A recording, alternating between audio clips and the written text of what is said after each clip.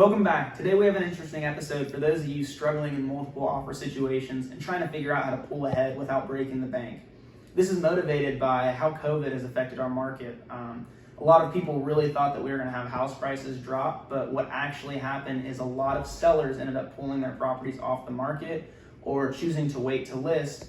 But the low rates from the Fed has actually driven a lot of buyers out. And so we've had a great decrease in the supply, and then the demand has stayed stagnant or even maybe increased a little bit.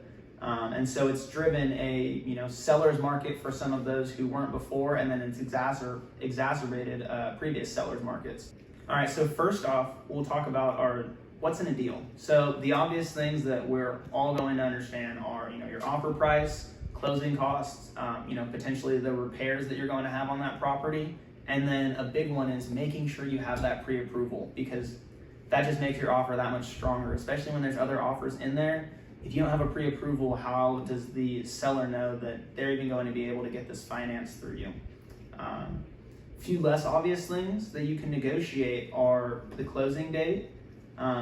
It may not necessarily be negotiable depending on your situation, but the loan type actually ends up being a big deal for a couple people. Your earnest and your option money, and that option money varies by state, and then contingencies. So I'll touch on those real quickly.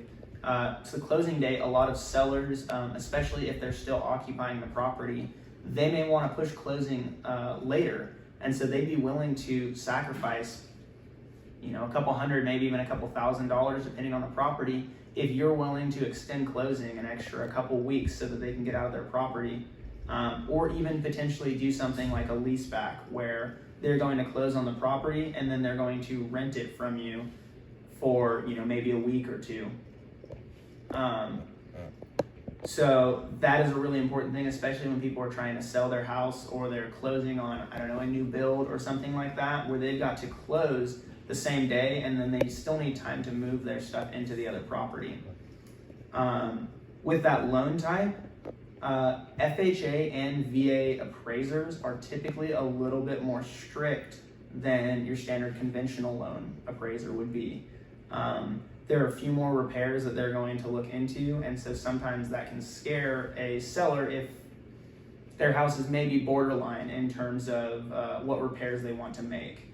The other thing is that there are a lot fewer options for actually pushing those appraisers to get out there earlier. And so when we have a situation like COVID right now, where even though the appraiser is given technically 10 days to get that appraisal in, there's not much of a forcing function. And so some of those appraisers are taking closer to 15 days or maybe even more. And so it can push back that closing date, and for a seller that needs to close on time, that may be a deterrent. But again, that is not always something that you can help. And so it's just something that you'll need to understand. Another piece of that is the earnest and the option money. So your earnest money is basically just a deposit so that you can get this under contract and you can be just working solely between you and the seller. Some people want to see a higher earnest money deposit. You can do 1% of the property value, or I've even seen people do so much as like 10% as earnest money because they are just sure that they want that property, and that just shows the sellers that you really want this property and there's almost nothing that's going to happen to make you back out. Mind you, that does go back to you at closing, and so yes, you're sitting on however much you put down for earnest money, and that's a completely negotiable subject, but it is going to be refunded to you at closing depending on the closing costs or the down payment or anything, however that contract's structured. And then option money is something in Texas that we do. There are different names for it in different states, and some states don't even do it. I'm not going to talk on those because I specifically work in Texas.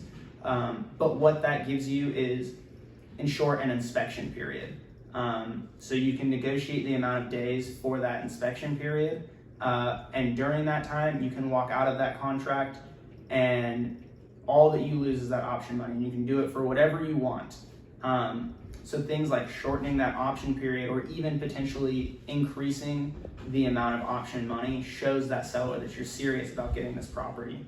And then the other thing are contingencies. there are certain contingencies that help you back out of a contract, and you can still receive your earnest money back, and you'd only lose your option money. There are plenty of places that those can go in a contract. There are things for your approval for your loan, that inspection period that I talked about as well. And I mean, there's a multitude. If you want more information on that, then you can give me a call and we can discuss. But eliminating some of those contingencies actually does help, because that gives the seller more assurance that they're going to close on this property, even if something happens later on down the line. So another thing that you can do, and this is completely outside of the contract, is actually write the sellers a letter. We've done this successfully multiple times, and have actually been told by sellers that they accepted our offer over a higher one, simply because of that letter. What you're doing is endearing yourself to the seller.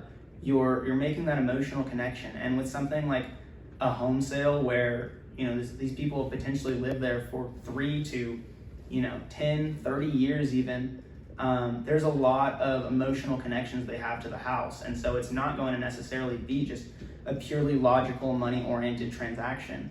If you can make them like you, and they understand you're going to take care of this house, and you're going to be able to make these great memories in this house that they had as well, they're going to want to choose your offer already before even seeing it. I actually have a bit of a template that I've used for it.